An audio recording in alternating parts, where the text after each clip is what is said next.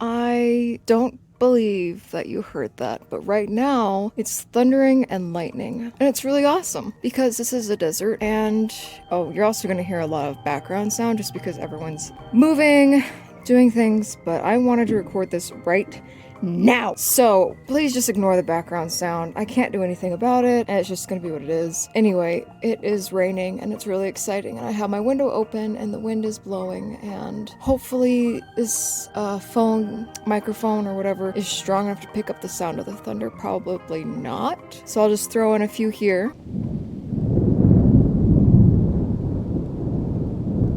So that we all can get the gist of it and have fun. Anyway, I've been really struggling making this video, and I know that it's only like 8 minutes long, and I think that's one of the reasons why I've been struggling so much, because I don't know what to talk about for— oh!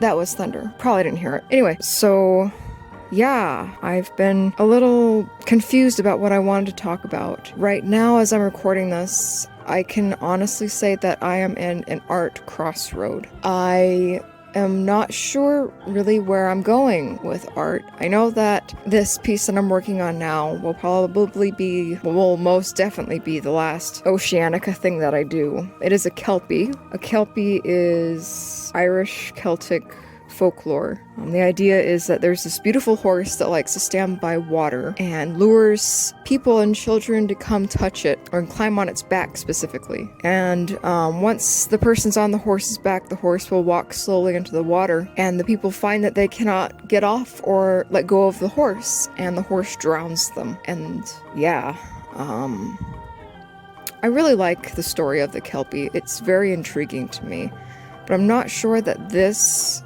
drawing really captures what I want to say about it. I suppose I can quickly talk about what I kind of am turning towards. I've always been very fascinated with Dadaism and Surrealism and German Expressionism. I find that those three movements in art history are always very interesting to me. They've always been really interesting to me, and I have a book about Surrealism that I'm going to try and read.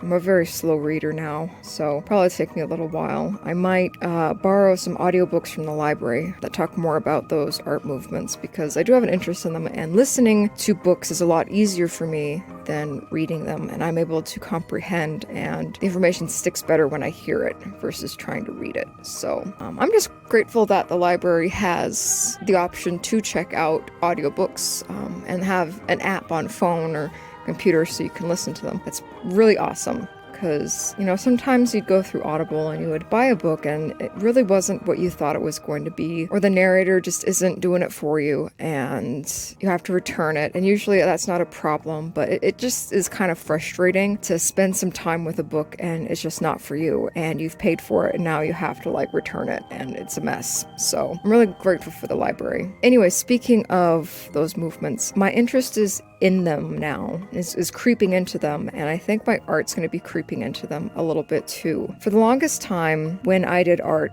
well, by the longest time I mean since 2010, so quite a while, I stopped seeing graphite drawings as finished drawings. I saw graphite as this step towards a final drawing, and I would draw it with graphite, then I would ink it, then I would color it, then I would ink the drawing again, and then it would be done. And I got stuck in that. It was just like this slow swirling pool, kind of pulling me down into this idea that the only way a drawing is done is if it's done this one specific way. And only recently have I brought back graphite drawing and had it be like finished drawing, because that's how I used to draw. That's how I'm very familiar with, you know. That's what I did until like 2010, you know. And I've been drawing since like 3 months old, and so I'm kind of falling back on my roots a little bit and exploring them a little bit more. I have some drawings. I'm not sure if I want to color them or not. Sorry, background noise. But I'm not sure if I want to color them or not, and I'm not sure if I'm ready to like show them, because I'm not really sure of what I'm doing, and it's kind of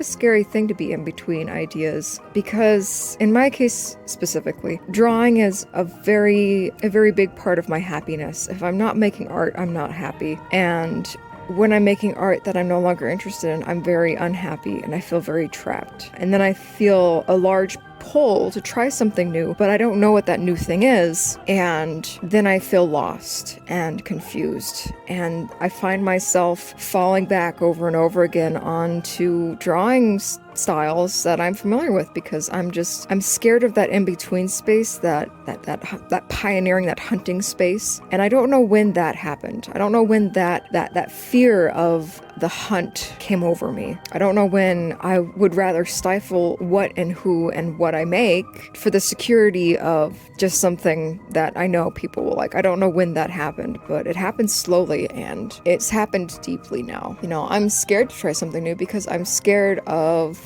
rebuttal. I'm scared of people revoking their pleasure of my work and their what word am I trying to think of? All I can say is okay.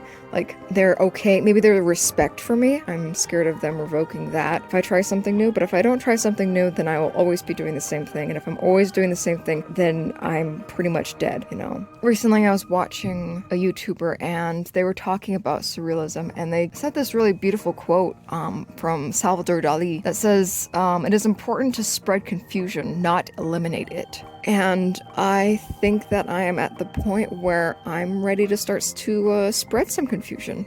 I'm ready for that, I think. And that's pretty exciting. So this Kelpie drawing may or may not get past this ink stage. I'm not sure. But new things are happening. I'm trying to tell myself they're exciting things that are happening. But change is in the air, as is the thunder and the lightning and the rain.